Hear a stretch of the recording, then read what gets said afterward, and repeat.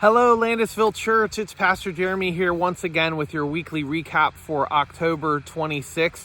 I want to start by just saying thank you from the bottom of my heart for all that you did today to help me feel appreciated for Pastor's Appreciation Month. That's so meaningful to me. I appreciate how you've welcomed me in, made me a part of the church family for the time that we have together, and your cards and your gifts and the time we spent together having snacks and talking after the service today was very meaningful to me.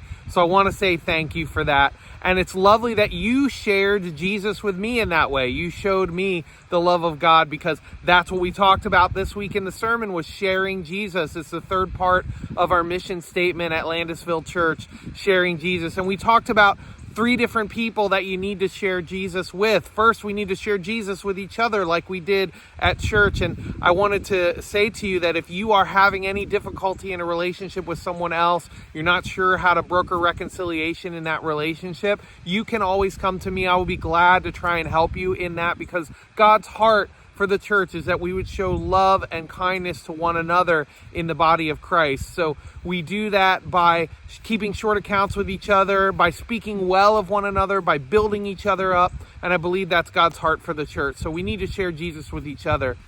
Secondly, we know that God gave us the instruction in 2 Corinthians chapter 5 that we are to share Jesus with our neighbor.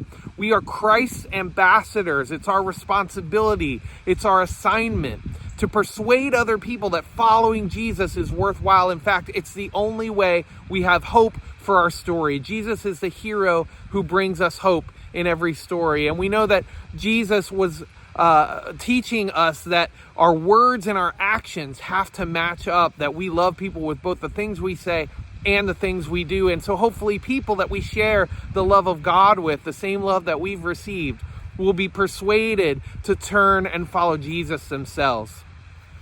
Thirdly, we talked about sharing Jesus with the next generation. And when I say the next generation, I don't just mean children, because there's a whole next generation of the church just waiting for us to pour into them.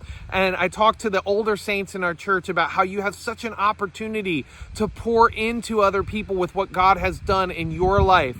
The discipleship that's happened in your life, you can pass it on to other people. The love that he's shown you, all the things that he's done, the passion that you have for the things of God is what you are going to replicate in the lives of other people when you pour into them. So this is a great opportunity for us as a church to take seriously our role as Christ's ambassadors and pour into the next generation. People in our neighborhood, people we meet on the street, people we might see in the grocery store. It doesn't matter where, because the church is not the 4 walls of the church. We are the church when we go out and have these relationships.